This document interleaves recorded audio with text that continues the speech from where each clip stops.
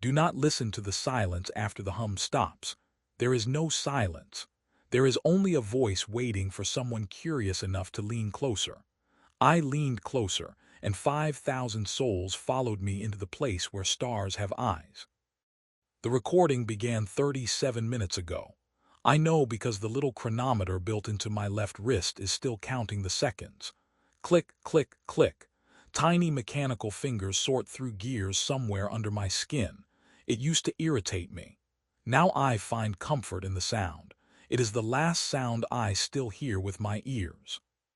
I hear something else too. I hear the ship breathing.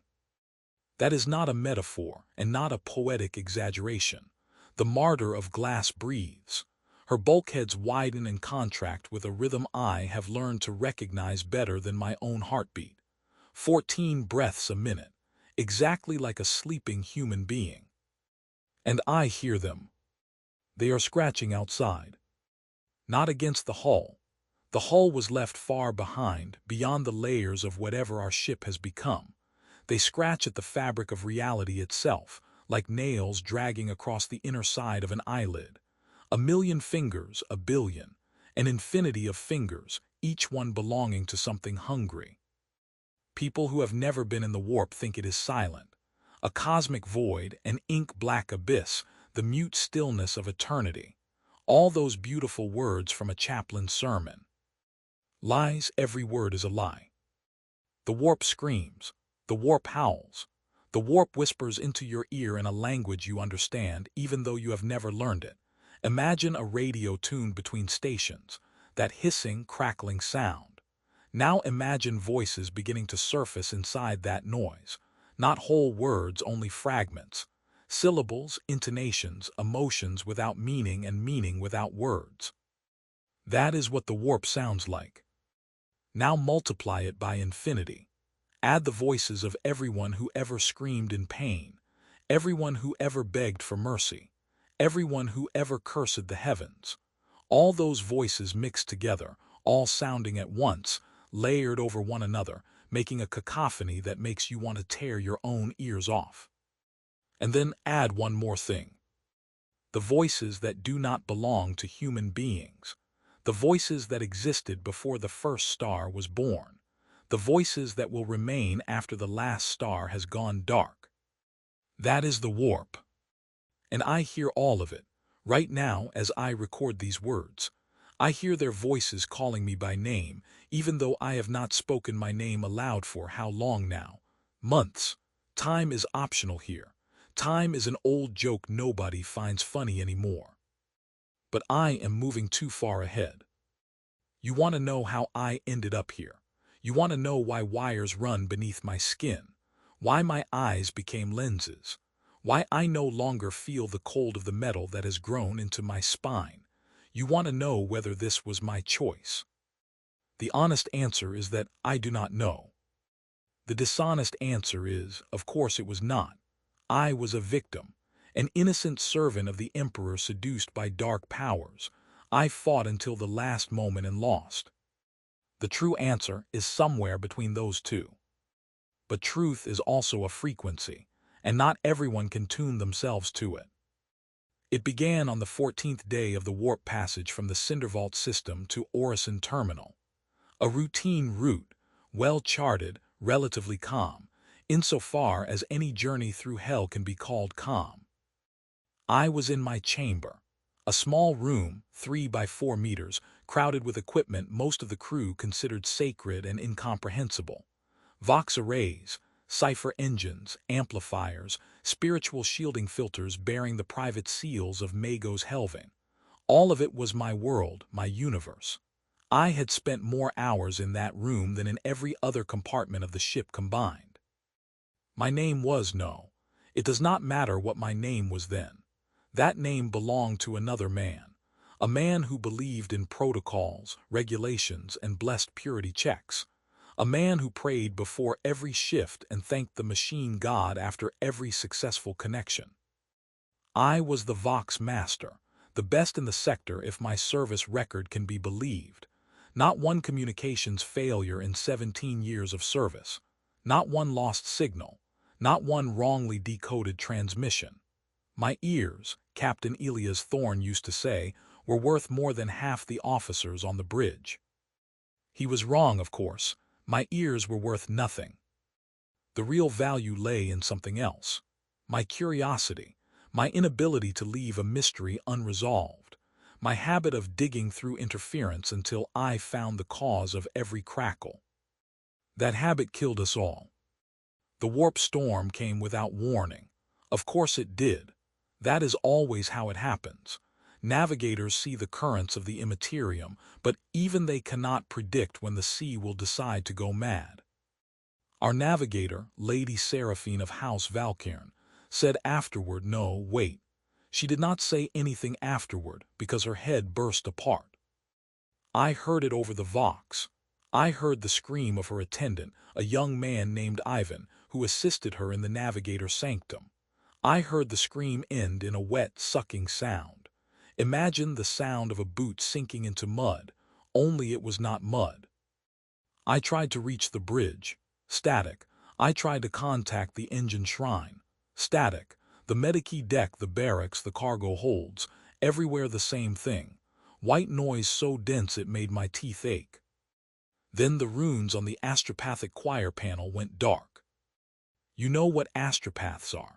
Psychers bound to the Emperor, able to send messages through the warp across distances ordinary Vox could never cross.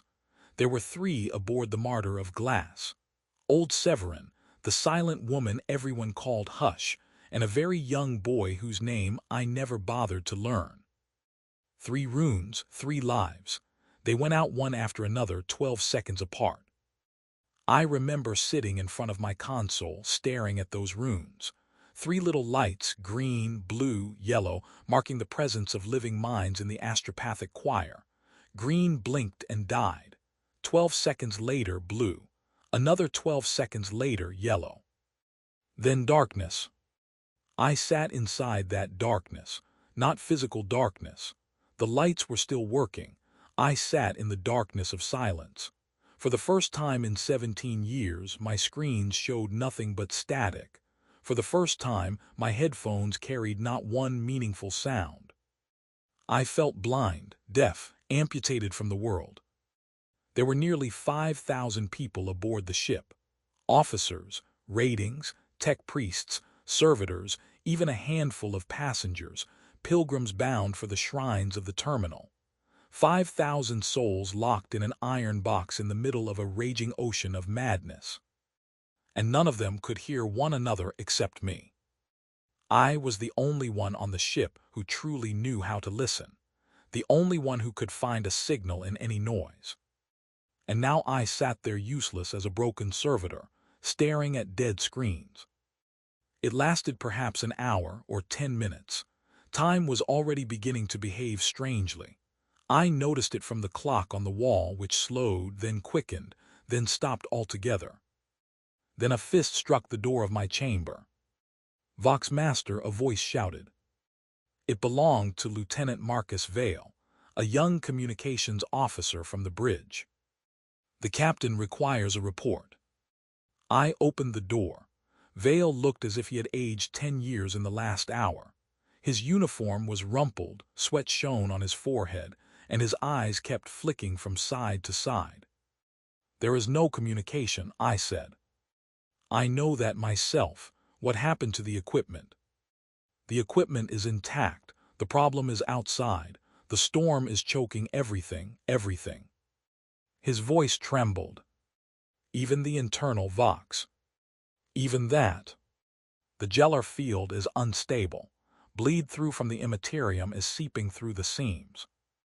Vale went pale. He had grown up on worlds far from the void. To him, the warp had been an abstraction from training texts, a frightening tale used to scare recruits. Now that tale had become real. "What do we do?" he asked. "Pray," I said, "and wait." He left. I closed the door, and in that precise moment of absolute helplessness, a thought came to me. A stupid thought, a dangerous thought, a thought that perhaps was already no longer entirely mine. If ordinary frequencies are blocked, I thought, why not try the unusual ones? I learned later what had happened to the astropaths. Commissar Jonas Creel ordered them executed when they began screaming in voices that were not human, something else, something that made ears bleed. Creel shot each of them himself. 3 bolt rounds, 3 bodies that later had to be thrown into the plasma furnaces because they refused to lie still. But I am moving too far ahead. At that moment I knew only one thing. There was no communication at all. I, the finest listener in the sector, had become deaf, blind, useless, and it was unbearable. Understand this. To me, silence had never been just silence. It was a failure, an error, proof that I had missed something, overlooked something, failed to notice the obvious. Silence was a personal insult delivered by the universe itself. So I did what should never be done. Every Imperial Vox caster carries filters, not merely technical filters, but spiritual ones. Small plates of consecrated metal etched with prayers. They block certain frequencies, the frequencies on which, according to the tech priests, speak beings whose voices mankind was never meant to hear. I removed those filters one by one, carefully loosening the mountings and whispering apologies to the machine spirit. I told myself it was temporary. I told myself I needed to widen the reception range in order to find any signal at all. I told myself I would put the filters back as soon as I reached the bridge. 6 plates, 6 prayers, 6 protective barriers raised by generations of tech priests. I removed them all in 40 minutes. And the warp poured into my headphones. The first thing I heard was voices. Thousands of voices, millions, an infinity of voices, all speaking at once in tongues that had never existed. Some screamed, some laughed, some wept as if their skins were being peeled from their bodies while they still lived. Some sang terrible, beautiful songs that made me want to dance and gouge out my eyes at the same time. I nearly ripped the headphones off. I nearly threw them onto the floor and ran from the chamber like a sane man. But I was not a sane man. I was a Vox Master. So I began looking for the pattern. You see, there is structure in every noise. Every chaos obeys certain laws if you look long enough. That had always been my work, to find a signal in interference, to find meaning in nonsense. And even now, when the interference was made of voices from the immaterium, my hands moved automatically to the tuning dials. I turned them for hours or minutes. As I said, time is a blurred thing here. I turned them and listened into the cacophony, ignoring the voices that whispered my name, distancing myself from screams that sounded as though they came from my own parents. And I found it. A thin, clean note in the middle of the madness. A thread of sound that did not scream, did not laugh, did not sob. It simply was. Steady, calm, almost mechanical in its constancy. I tuned toward it, turning the dial with the caution of a surgeon. The voices retreated. No, they did not vanish. They never vanish. But they grew quieter. They became background noise, insects humming beyond a window. And then I heard him. Not a demonic howl, not an inhuman shriek, just a voice. Male, calm, carrying a faint accent I could not place. It spoke low Gothic clearly and precisely, like an announcer from a monitorium reading orders. Pressure in the third maneuvering engine exceeds tolerance by 14%, the voice said.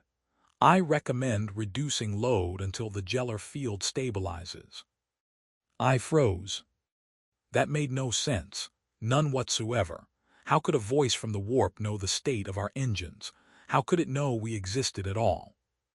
Vox Master, the voice continued. I know you can hear me. Do not try to answer aloud. Your vocal cords cannot reproduce the necessary frequencies. Simply listen. I listened.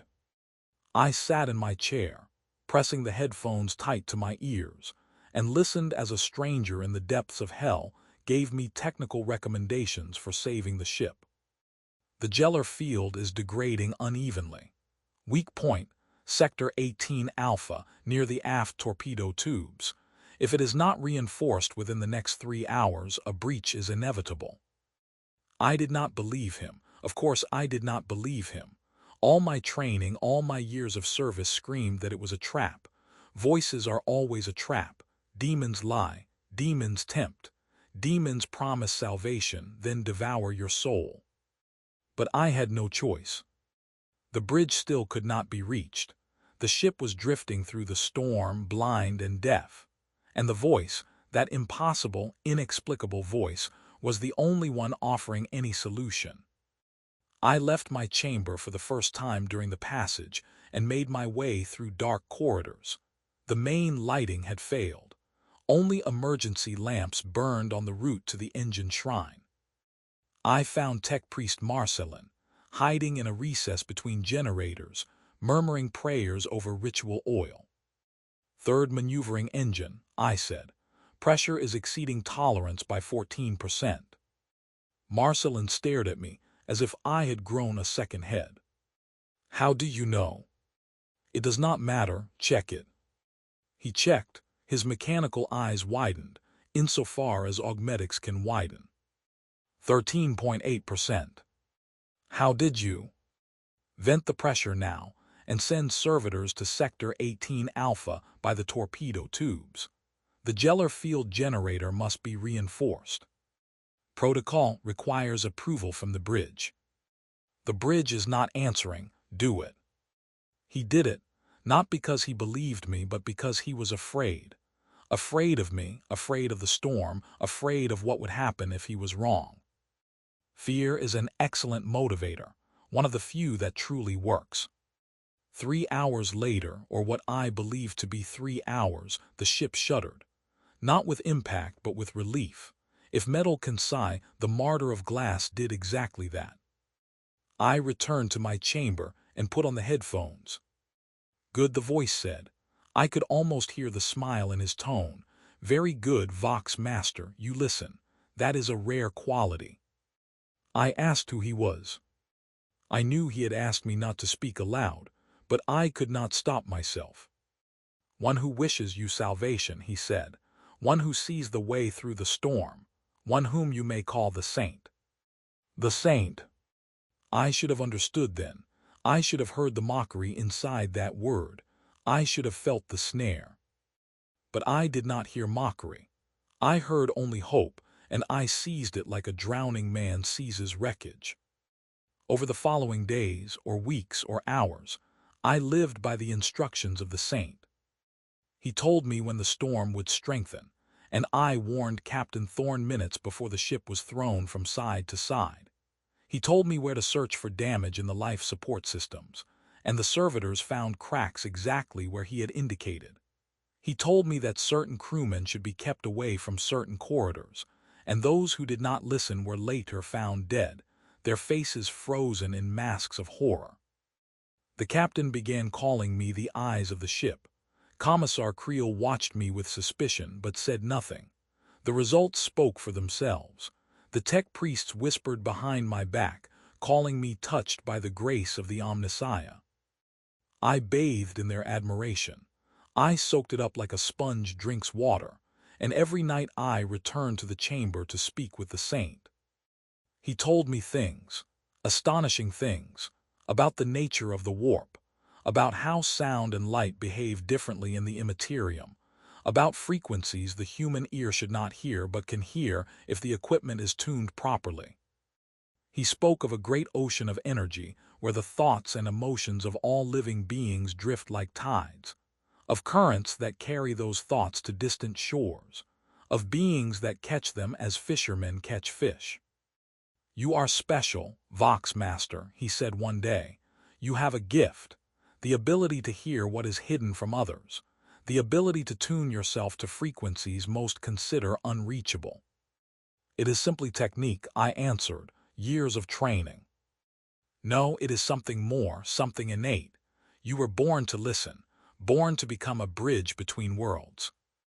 I did not believe him, but it was pleasant to hear. Then came the demands. Little things at first. The Saint said the quality of the link was worsening because the cables were overheating. They needed cooling. Water would not do, too primitive, too crude. He needed a fluid with memory, a fluid that remembered where it came from. Blood, he said. Your blood. I laughed. I decided it was a test, a trial of loyalty. Demons demand blood, that was what the ecclesiarchy taught us. Demons thirst for pain and suffering. If a voice asks for blood, then it is a demon, and I must break contact immediately. But the saint did not insist. He merely fell silent. And the connection truly began to degrade. The interference returned. Not the old voices of the warp, but something different. Static noise that drowned his words and made his instructions indistinct. The next day we lost 12 people, a fire in the hab decks. Nobody warned them. Nobody heard because I did not hear, because the saint did not tell me. Captain Thorne looked at me, as though I had set those quarters alight with my own hands. You should have known, he said. You always know. I should have known. That night I returned to the chamber, took a Medikey scalpel from the emergency kit, and made a cut across my left forearm. Shallow, but deep enough for blood to flow in a steady line. I let it drip into the cooling circuit of the Vox caster. The runes on the panel flared brighter than they had ever burned. The voice of the saint returned, crystal clear, with not a trace of interference. Good, he said, very good, you begin to understand. Understand what? That true connection requires sacrifice. That one cannot receive something without giving something in return. It is the law of the universe, Vox Master, a law even gods obey. I should have stopped then. I should have understood where it led. But the connection had been restored. And the next day I once again warned the captain of an approaching danger, and people once again survived because of my words. The price seemed acceptable. The scar on my forearm healed in a few days. I did not even think about it until one of the tech priests noticed the mark. Where did that come from? Marcelin asked, his oculars focusing on my arm with mechanical precision. I cut myself, carelessness. He watched me for a long time, too long. Your eyes, he said at last, they are shining.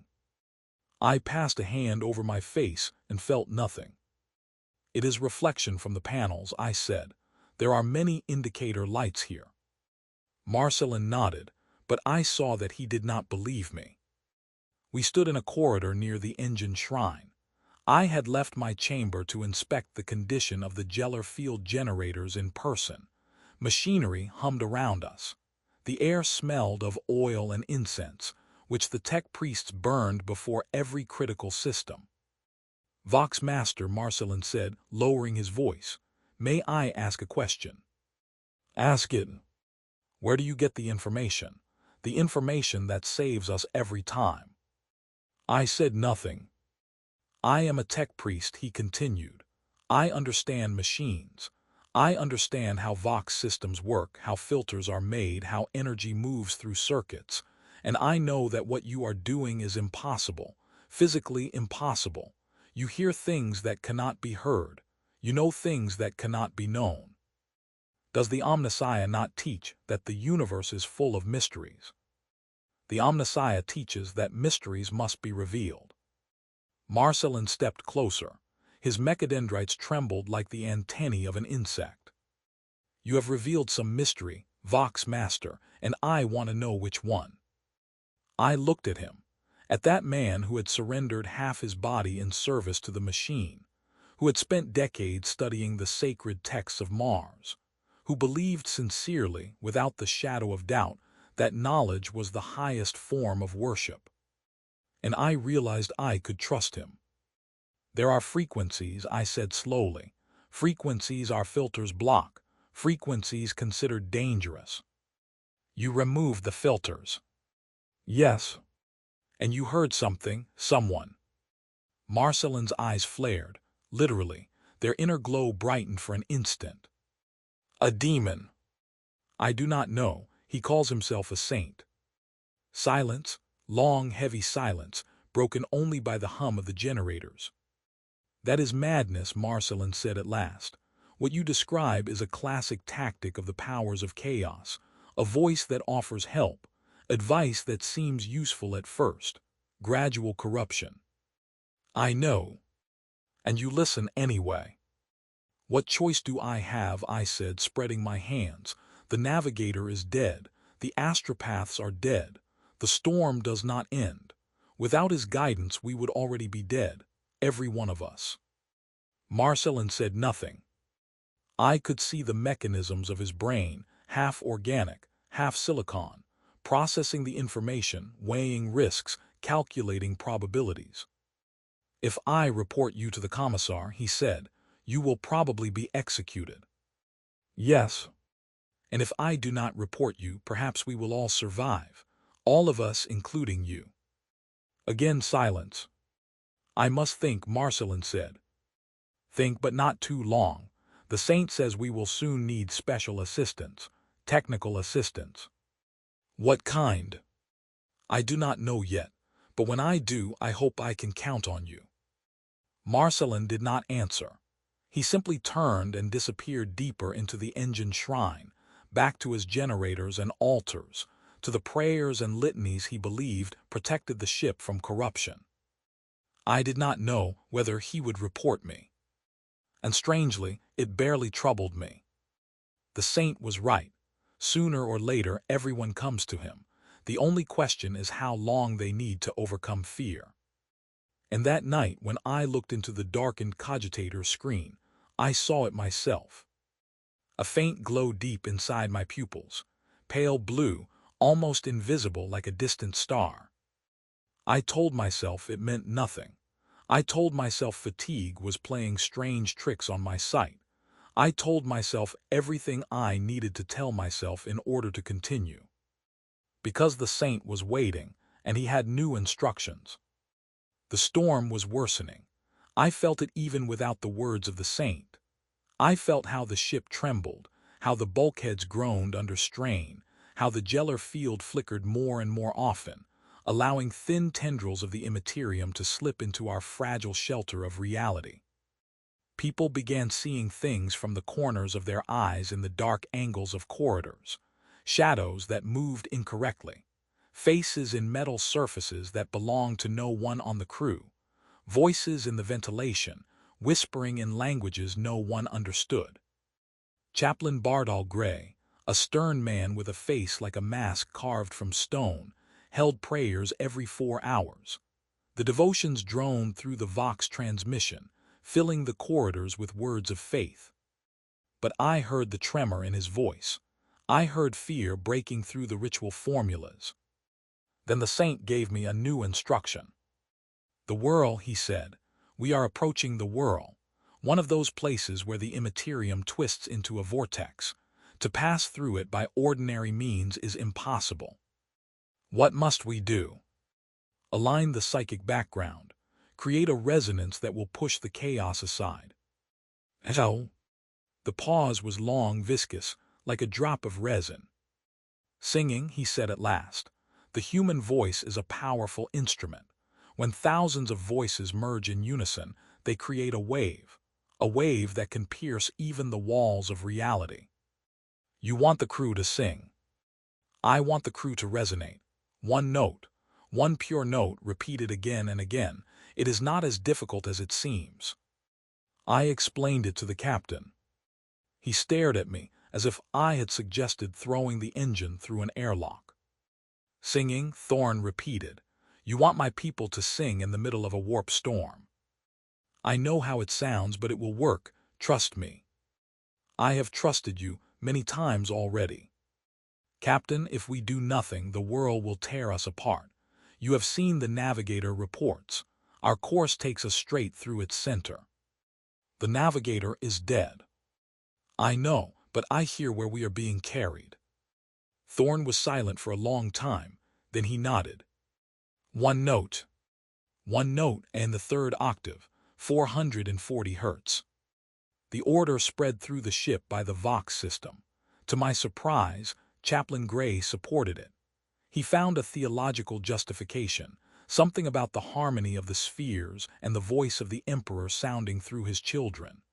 Commissar Creel remained silent, but his hand rested on the holster of his bolt pistol the entire time the orders were given. 3,000 people, 3,000 voices merging into one note. I stood in the center of the communications chamber, although stood is no longer quite the right word. The wires already held me so tightly that I could only sway a little. I watched the screens that showed every corner of the ship. Crew berths, cargo holds, the engine shrine, the medici deck. Everywhere people prepared for something they did not understand. I broadcast the reference tone through the speakers. A low, steady hum filled every corner of the ship, 440 hertz, a perfect note, clean as a mountain stream. And the people began to sing. Uncertainly at first. I saw them glancing at one another, shrugging, feeling foolish. A rating in the berth looked at his bunkmate, the bunkmate looked back and both reddened. A technician in the engine shrine opened his mouth and produced a false note, wincing with embarrassment. But gradually something changed.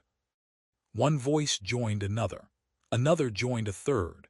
I heard disharmony become consonants. I heard the chaos of separate sounds fold into a single whole. It was beautiful, truly beautiful. 3,000 people who had never sung together in their lives suddenly discovered that they could. Then I began to feel the resonance, not with my ears but with something deeper.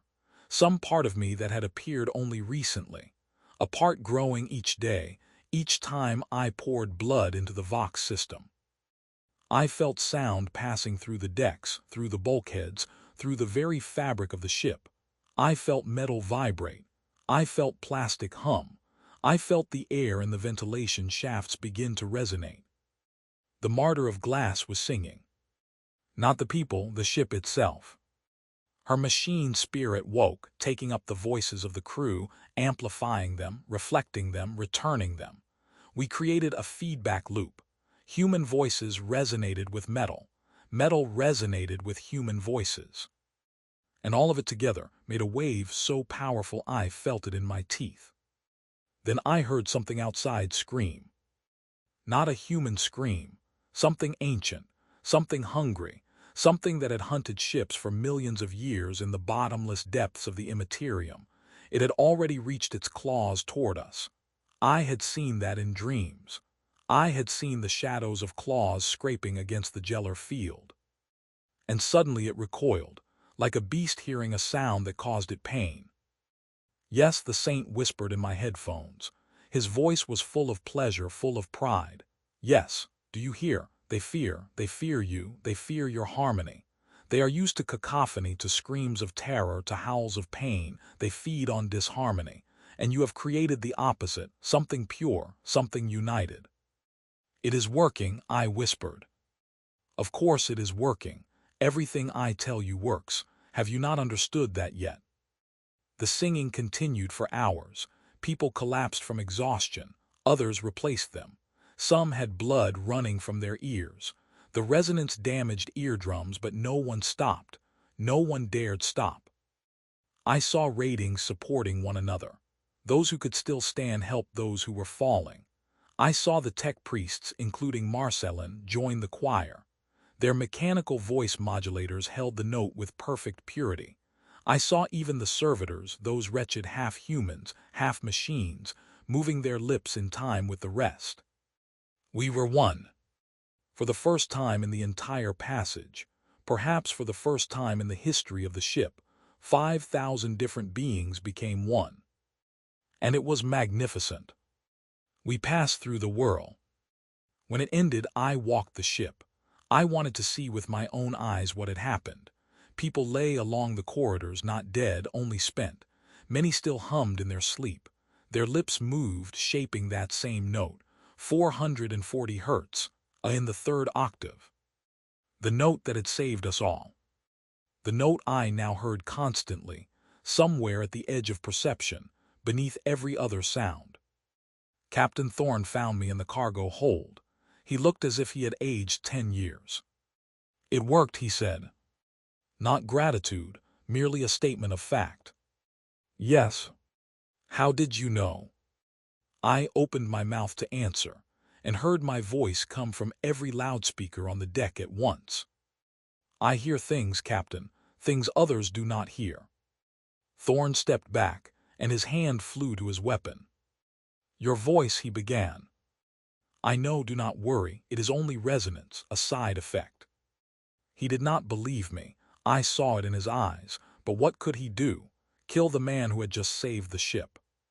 Thorn turned and left, and I remained alone with the hum that now lived inside my chest, with the voice of the saint whispering praise into my ear, with the realization that I was no longer the man I had been.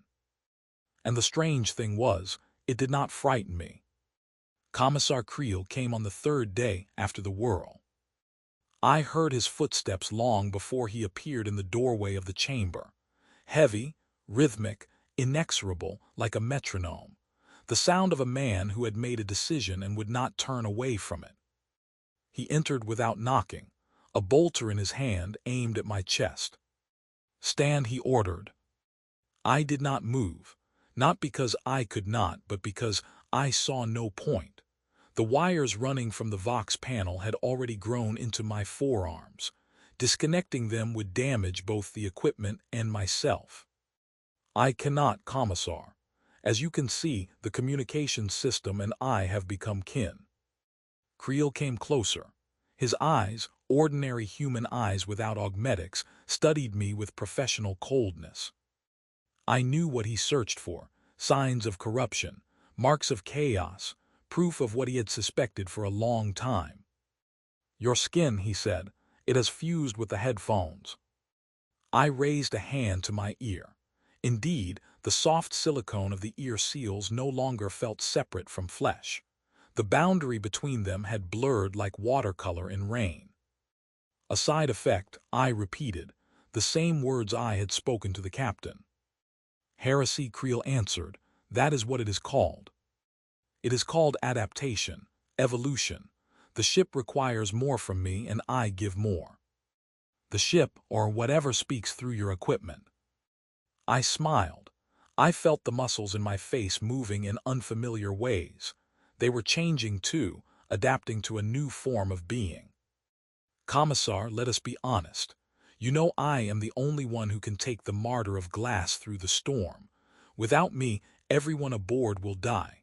Every man, every woman, every servitor. Better to die faithful to the Emperor than survive in service to chaos. Beautiful words, do you believe them yourself? His finger twitched on the trigger. I saw him wrestling with himself. I saw duty fighting fear, faith fighting the instinct to live. And I heard the saint. He causes interference, the voice whispered. His fear distorts the frequencies. If he remains alive, the connection will deteriorate. There must be another way. There is always another way, but it is not always pleasant. I did not answer. I simply closed my eyes and released myself. The sound that tore itself from my throat was not human. It was an ultrasonic pulse, the frequency I had heard in the voice of the saint when he spoke of the symphony of the universe, a frequency that resonated with the fluids of the human body: blood, lymph, cerebrospinal fluid. Commissar Creel's head did not explode. No, that would have been too loud, too obvious. Instead, it simply slackened, like a sack of sand emptied of its contents.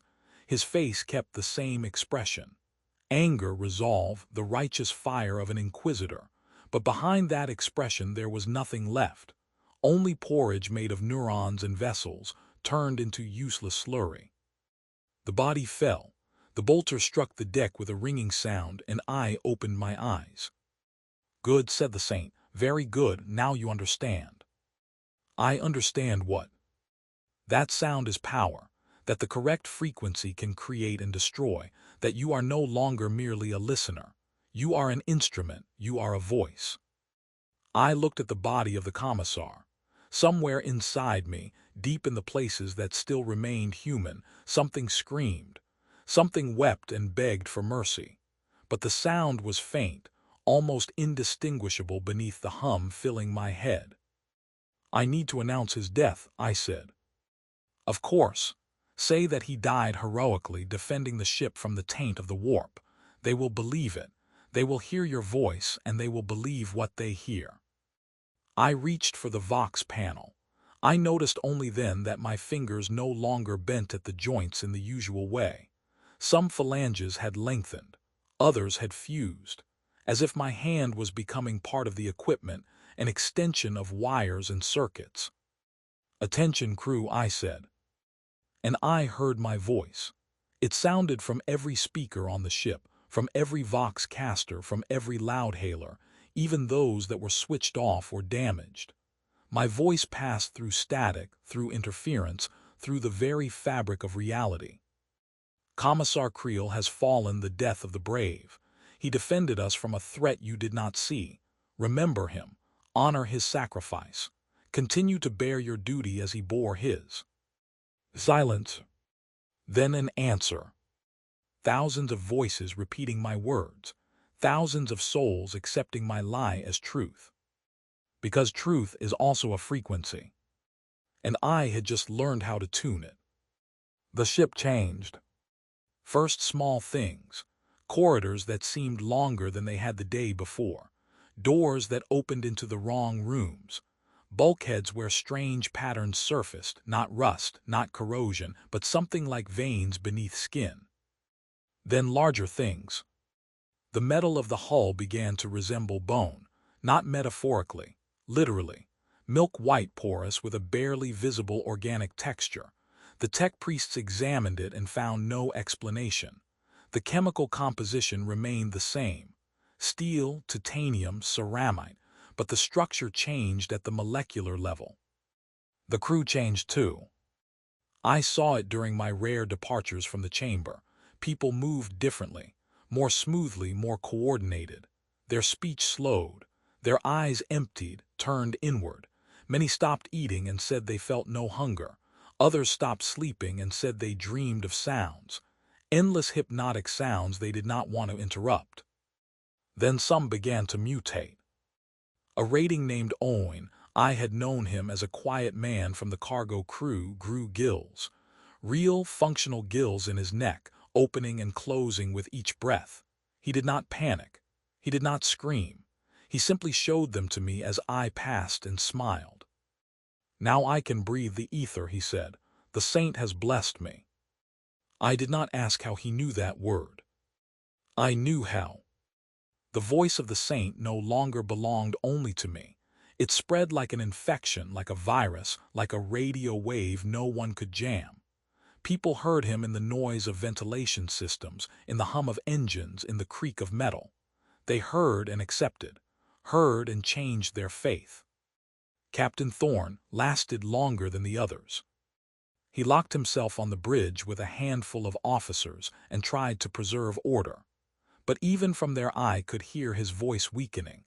Here, resolve yield to resignation. One night, if night existed here at all, he came to me. He looked broken. His eyes were sunken. His skin had taken on a gray cast. His hands shook so badly that he could not hold a cup of water. "What is happening to my ship?" he asked. "Evolution, Captain. Adaptation. We are becoming what we were meant to be. We are becoming monsters. We are becoming survivors. Those are not the same thing." He did not answer. He simply stood and looked at me, at the thing that had once been his Vox Master. The thing that no longer rose from its chair because the chair had become part of its body. The thing that no longer removed its headphones because the headphones had grown into its skull. The thing that saw the world not through eyes, but through hundreds of sensors scattered across the ship. "I can still guide us home," I said. "That is the only thing that matters." "Home? Do you know where we are going?" I knew. The saint had shown me. Not an ordinary map drawn on parchment or displayed on a cogitator screen. A map woven from frequencies and overtones, from resonances and dissonances. A map one could see only by closing the eyes and listening. "We are heading toward the way out of the storm," I answered. "What way out?" I smiled. or what remained of my face made the shape of a smile. The only one there is. Captain Thorne left. I never saw him again. Later, though time meant nothing here, I learned that he had died. He shot himself in the head with a Las pistol, the only one aboard who chose such an end.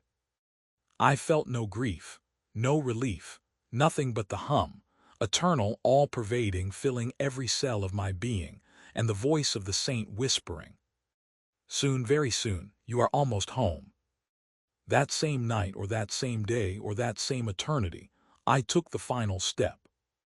The saint said a final key was needed, a last connection, a bridge between my mind and the machine spirit of the ship. Direct coupling, he explained. Your nervous system must become part of the cogitator. Only then will you see the path completely. Only then will you be able to bring us into harbor. It will hurt. Unbearably. And afterward you will become one. You and the ship and you. The boundary between you will vanish. I did not hesitate. Tech Priest Marcelin was still alive, one of the few who retained enough reason to perform work. I called him to the chamber.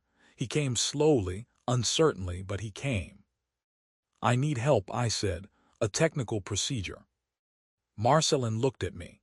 His mechanical eyes, I noticed for the first time, had taken on a bluish hue, flickering with runic symbols. "What procedure?" "A neural shunt, direct connection to the primary cogitator." "It will kill you." "Possibly. Or turn you into something greater." He was silent for a long time, then he nodded. "May the Omnissiah bless this transformation," he said. And his voice was sincere. The procedure took several hours. Marcelin opened the base of my skull, the place where the spine meets the back of the head, and implanted a bundle of optic fiber cables directly into the spinal cord.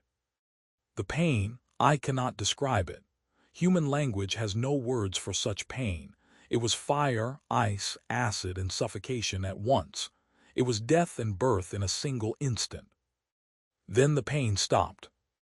And I saw the ship not from outside but from within, every corridor, every cabin, every member of the crew. I felt them as parts of my own body. I felt blood moving through their veins, thoughts racing through their neurons, fear and hope mixing in their hearts. And I felt something else. Something ancient, something wise, something that had waited for this moment for 1,000,000 years or for one instant, depending on how one counts. "Welcome," said the saint. And his voice no longer came from outside. It sounded from within, from the very center of my being. "Who are you?" I asked. "What you are becoming, what you always wanted to be, the one who hears everything and knows everything, the one for whom there are no mysteries, no silence, no limits." Then I understood. I finally understood who had been speaking to me all that time. And the strange thing was, the understanding did not terrify me. It felt logical, correct, like the final piece of a puzzle sliding into place. "Tzeentch," I whispered. Among other names, the voice replied. And laughed. "We emerged from the warp at dawn." That is a foolish expression, of course. There are no dawns in space, no sun rising over a horizon, but that is how it felt, like waking from a long, heavy sleep, like the first breath after nearly drowning. The martyr of glass shuddered. Her machine spirit, or whatever it had become, made a sound I can describe only as a moan of relief. The Gellar field, which had been holding by its last strength, collapsed, but there was no longer any need for protection. We had emerged. I opened the external sensors. Stars. They were the wrong color. Those stars were violet, pulsing, alive. They were looking at us. Every star an eye, thousands of eyes, millions of eyes, an infinity of eyes staring at the tiny ship that had just crawled from the immaterium into this place. "Welcome home," the saint said. "This is not home." "No, but what is home, Vox Master? The place where you were born, the place where someone waits for you, or the place where you finally become yourself? I did not answer. Instead, I activated the internal cameras. I wanted to see the crew. I wanted to understand who had survived. All of them had survived. All 3,000 people, or what remained of them. They stood in corridors, in cabins, in cargo holds, motionless as statues, faces turned upward toward the ceiling, toward something they saw through the metal. Many were no longer human. Their bodies had changed, some slightly, some radically. Extra eyes, excess limbs, skin shimmering with every color of the spectrum, mouths opening in places where mouths should never be. But all of them smiled. All of them radiated happiness, peace, completion. And all of them hummed, quietly, barely audibly, on a single note. 440 hertz, in the third octave. They hear, the saint said. At last they truly hear. What do they hear? The same thing you hear, the music of the spheres, the voice of change, the truth. I shut off the cameras. I did not want to look anymore. Instead, I activated the reflective surface, a small piece of polished metal on the control panel used for checking microcircuits, and I saw myself. Or what remained of me. There was no face. In its place was a speaker, a round grill through which sounds emerged instead of words. There were no eyes either. In their place were lenses, optical sensors rotating in bony sockets. My arms had become a weave of wires and cables. My legs had fused with the floor of the chamber. My spine had become part of the load-bearing structure of the ship. I was no longer human. I was an interface, a junction point between the ship and something greater.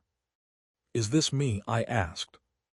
My voice, if it could still be called a voice, hummed and crackled like a failing Vox system. I stared at my reflection for a long time, at the thing that had once been a man. I tried to find something familiar in it, a mole, a scar, the shape of a nose, the curve of lips. Nothing. All of it was gone, replaced by metal, wires, lenses. And the strangest thing was that I felt no loss. Somewhere in the depths of my mind, in those corners that still remembered what it was to be human, something quietly wept. But that weeping was so distant, so muffled, that I barely noticed it, like noise in the next room, like a voice from another life. This is you becoming, the saint answered. The process is not yet complete. An eternity of transformation lies ahead. Eternity. Yes, time flows differently here. A moment may last for ages. Ages may compress into a moment. You are no longer bound by the linearity of mortals. You are free. I thought about what free means. Free from what? From the body.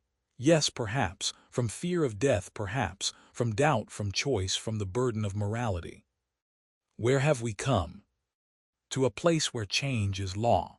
To a place where curiosity is rewarded. To a place where the one who listens becomes the one who is heard. I looked at the screens again. Outside stretched something, not space. Space is black, empty, lifeless. This was different, shimmering with every color of the spectrum, pulsing, alive. Violet stars circled in a slow dance, forming patterns that, with some new and inhuman sense, I understood to have meaning. They were words, formulas, knowledge. I could read the stars. I could hear their songs.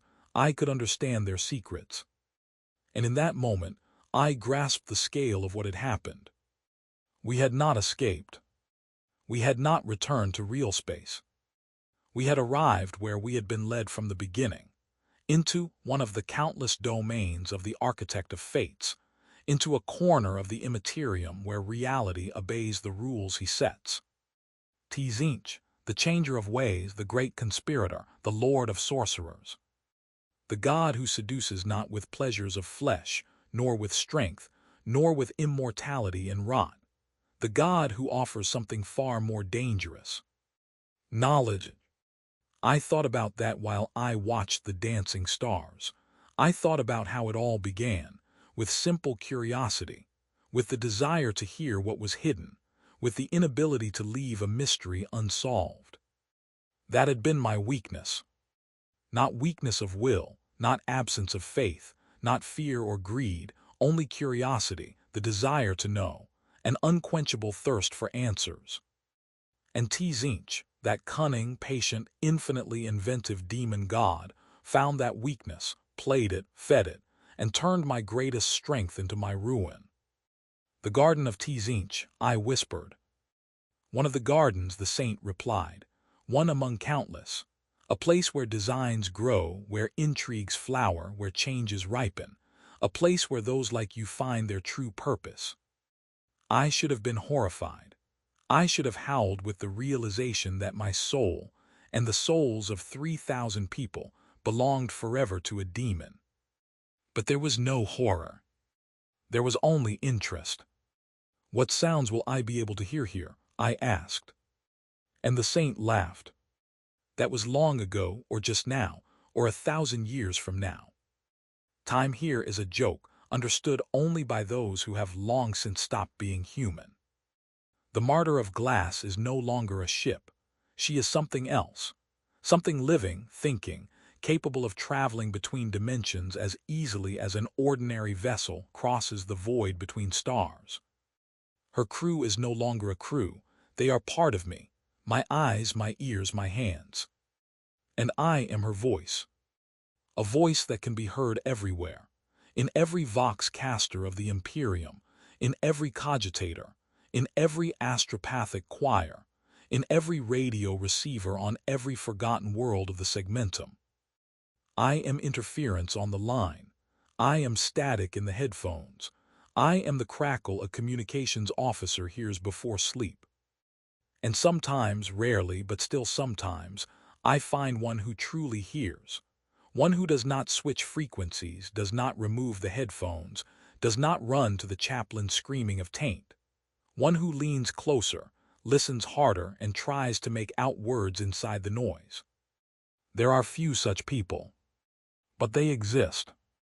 They have always existed. You hear me now. I know you do. I feel your attention tightening around my voice. I feel your curiosity, beautiful, dangerous, unquenchable curiosity, reaching toward me like a plant toward light. You think this is a recording, a story told by someone long dead or by someone who never existed.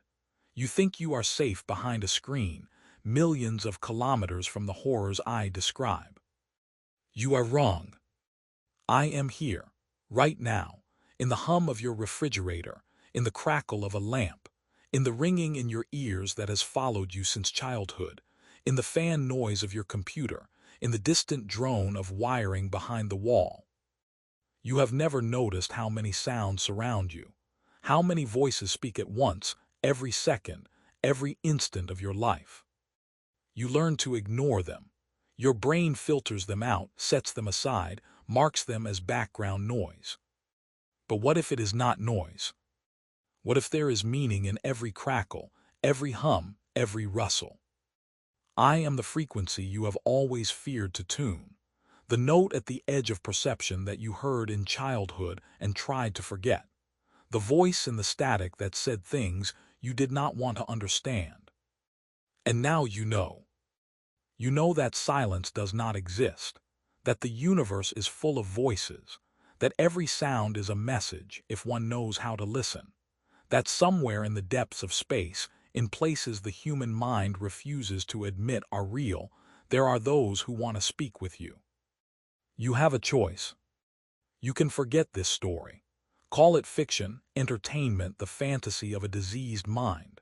Close the tab, turn off the sound, do something else, return to your life, to your duties, to blessed ignorance. Many do that, most do.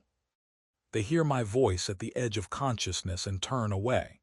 They change the channel, shift the frequency, run back into warm, safe ignorance. That is fine, that is human, that is forgivable. Or you can begin to hear. Truly hear. Every rustle, every creak, every barely perceptible sound your mind habitually discards as background noise. Begin to notice them, begin to search for the pattern. Because the pattern is there. The structure is there. The message is there. It waits for you. It has always waited.